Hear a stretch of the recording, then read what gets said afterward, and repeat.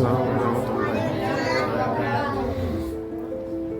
مسلمانوں نہ گھبراؤ، خدا کی شان باقی ہے، ابھی اسلام زندہ ہے، ابھی قرآن باقی ہے۔ الحمدللہ رب العالمین، والصلاة والسلام على سید الانبیاء والمرسلین وعلى آلہ واصحابہ رضوان اللہ تعالی علیہم اجمعین، اما بعد فاعوذ باللہ من الشیطان الرجیم، بسم اللہ الرحمن الرحیم، إنا نحن نزلنا الذكر وإنا له لحافظون، وقال رسول الله صلى الله عليه وسلم خيركم من تعلم القرآن وعلمه، أو كما قال عليه السلام۔ عجب نہیں کہ بدل دے اسے نگاہ تیری، بلا رہی ہے تجھے ممکنات کی دنیا۔ برادرین اسلام اور محترم سامعین کرام، میں اس پرنور اور متبرک محفل میں متبرک کتاب قرآن کریم کی عظمت و فضیلت پر روشنی ڈالنے کی جسارت کر رہا ہوں۔ میں اس سرچشمہ رشد و ہدایت و شریعت کا تذکرہ کرنے جا رہا ہوں جس کی حفاظت کی ذمہ داری رب کائنات نے لی ہے۔ ارشاد سبحانی ہے، اِنَّا نَحْنُ نَزَّلْنَا الذِّكْرَ وَإِنَّا لَهُ لَحَافِظُونَ، ہم ہی نے اس قرآن کو نازل کیا اور ہم ہی اس کی حفاظت کرنے والے ہیں۔ امید ہے کہ آپ حضرات بغور سماعت فرمائیں گے۔ اللہ ہمیں احکام قرآنیہ کی معرفت عطا فرمائے، آمین۔ جب اہل مکہ نے قرآن کریم کو کلام اللہ کے خطاب سے نہیں نوازا اور معجزہ ہونے کا انکار کر دیا، اس کتاب کا انکار کیا جس کے بارے میں ارشاد ربانی ہے، لا ریب فیہ، اس میں کوئی شک نہیں، تو رب کائنات نے تمام فصحائے رب اور بلاغائے رب سے چیلنج کیا کہ تم ایک دو نہیں بلکہ بہت سارے مل کر بھی اس قرآن کی جیسی ایک چھوٹی سی سورت بھی نہیں لا سکتے، ایک چھوٹی سی آیت بھی نہیں لا سکتے۔ اگر تم اپنے قول میں صادق ہو تو لا کر دکھاؤ۔ قرآن نے اس طرح نقشہ کھینچا ہے، وَإِن كُنتُمْ فِي رَيْبٍ مِّمَّا نَزَّلْنَا عَلَىٰ عَبْدِنَا فَأْتُوا بِسُورَةٍ مِّن مِّثْلِهِ، اگر تم لوگ اس چیز میں شک کرتے ہو جو ہم نے اپنے بندے محمد پر نازل کیا تو تم اس کی جیسی ایک چھوٹی سورت پیش کر دو۔ فصحائے عرب نے لاکھ کوششیں کی لیکن آخر میں عجز کا اظہار کیا۔ جب امیر القیس جو عربی کا بہت بڑا شاعر تھا، جب اس نے اِنَّا أَعْطَيْنَاكَ الْكَوْثَرَ کی صورت باب کعبہ پر دیکھا تو پکار اٹھا کہ خدا کی قسم یہ کلام کسی بشر کا کلام نہیں ہے۔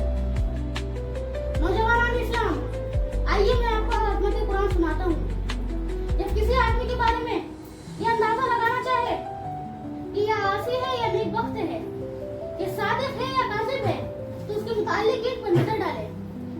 اگر وہ صحیح ہے تو وہ شخص بھی صحیح ہے، اگر اس کے متعلق ایک بد ہے تو وہ شخص بھی بد ہے۔ ایسے ہی جب ہم قرآن کریم کی فضیلت پر نظر ڈالے، اگر قرآن کریم کی رفعت پر نظر ڈالے، اگر قرآن کریم کی عظمت پر نظر ڈالے، اگر قرآن کریم کی عظمت پر نظر ڈالے، اگر قرآن کریم کی رحمت پر نظر ڈالے، تو اس سے پہلے ہم قرآن کریم کے متعلقین پر نظر ڈالتے ہیں اور دیکھتے ہیں تو سب سے پہلا تعلق نظر آتا ہے رب کائنات، جو مصدر قرآن ہے، جو خالق جہان ہے، جو مالک و رحمان ہے، صاحب ایمان پر بڑا مہربان ہے۔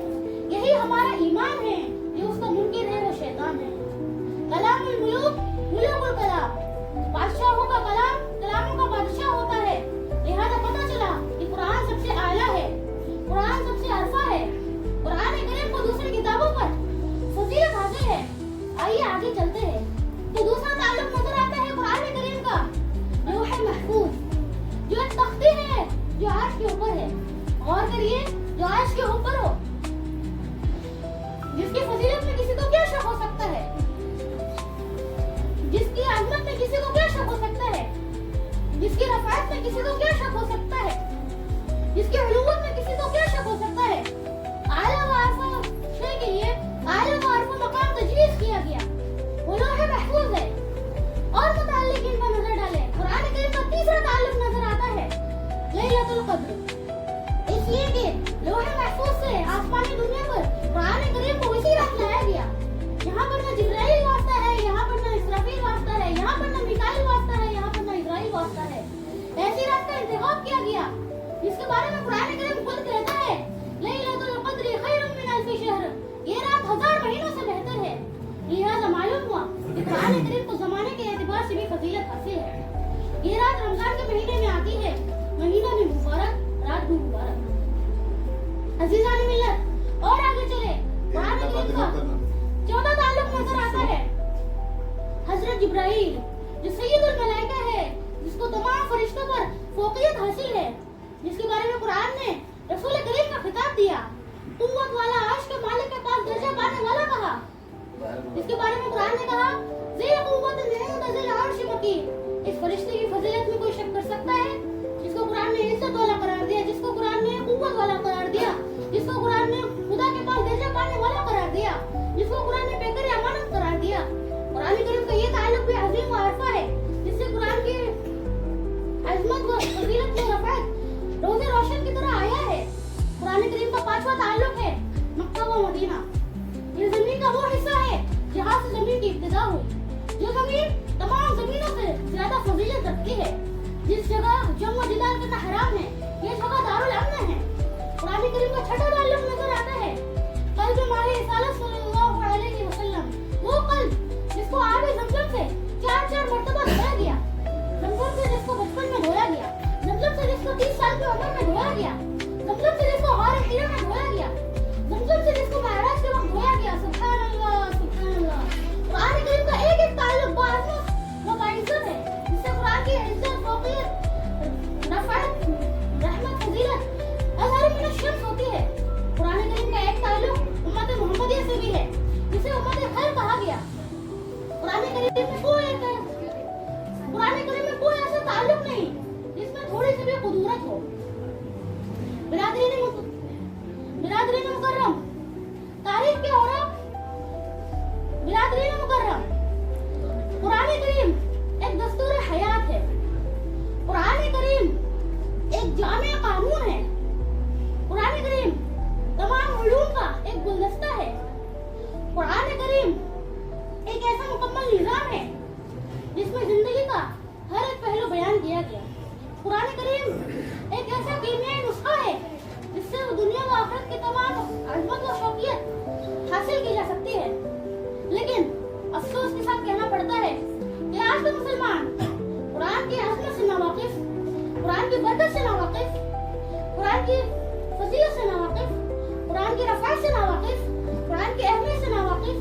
जब मुहम्मद इंसान सल्लल्लाहु अलैहि वसल्लम ने कुरान करीम को अवामुन नास के सामने सुनाया तो बातिल को तौहीद व ईमान की दौलत बख्शी, नफरत व अदावत रखने वाले को उख़्वत व शराफत का सबक सिखलाया। पत्थर का कलेजा रखने वाले उमर रज़ियल्लाहु तआला अन्हु ने जब कुरान को पढ़ा और सुना तो दस्त रसूलुल्लाह सल्लल्लाहु अलैहि वसल्लम पर ईमान कबूल किया। उमर कातिल होने जा रहे थे लेकिन कायल होकर वापस हुए। बिरादरीन मिल्लत, तारीख का औराक शाहिद है कि दास्तान अरब इख्तिलाफात, तनाज़ुआत, नफरत, अदावत, जहालत और गुमराही के दलदल में फंसी हुई थी। लेकिन जब इन्होंने कुरान करीम को दस्तूर जिंदगी बनाया तो इख्तिलाफात की जगह इत्तिफाक और इत्तेहाद आ गया, तनाज़ुआत की जगह उख़्वत और शराफत आ गई, मोहब्बत और सदाकत आ गई, नफरत और अदावत की जगह, जहालत और गुमराही की जगह तौहीद व तक़वा की ऐसी नजर पेश आई कि मुअर्रिखीन इसको लिखने और बयान करने से कासिर है, इसलिए कि कुरान करीम निजात व रहमत है आसियों के लिए।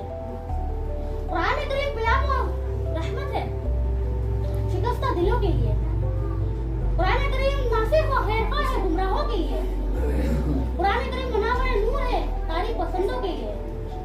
कुरान करीम कुव्वत व वहदत है अहले अक़ल के लिए। कुरान करीम उख़्वत व मोहब्बत है नफरत व अदावत रखने वालों के लिए।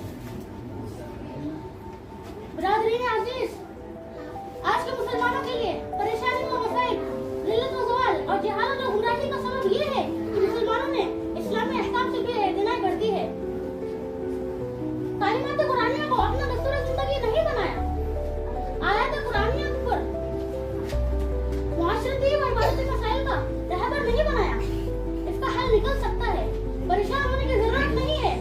किसी शायर ने कहा, मुसलमानों ना घबराओ, खुदा की शान बाकी है, अभी इस्लाम जिंदा है, अभी कुरान बाकी है।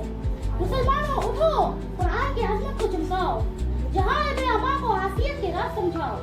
जमाना आज भी कुरान नहीं से फैज पाएगा, मिटेगी ज़ुल्म शब और सूरज जगमगाएगा। नौजवानों ने मिलत आज मुसलमानों का हाल बहुत बुरा है। कुरान और इस्लामी तालीमात से लाखों मील दूर जाए हैं। अगर हम मौजूदा हालात जो जहालत और गुमराही और जिल्लत और ज़वाल से पूरे है, इसको तब्दील करना चाहते हैं और कामयाबी और समाजी और अखलाकी मसाइल को हल करना चाहते हैं, तो कुरान को रहबर बनाए, कुरान को मतलूब बनाए, फरमान रसूल को दस्तूर हयात बनाए, तालीमात इस्लामिया पर अमल पैरा हो, आयात कुरानिया को अपना हादी बनाए। अल्लाह ताला हम सबको आयात कुरानिया और तालीमात इस्लामिया को अपना रहबर बनाने की तौफीक अता फरमाए। आमीन। वमा अलैना इल्लल बलाग। अस्सलाम वालेकुम व रहमतुल्लाहि व बरकातहू। वालेकुम अस्सलाम व रहमतुल्लाहि व बरकातहू। सुभान अल्लाह, अल्हम्दुलिल्लाह।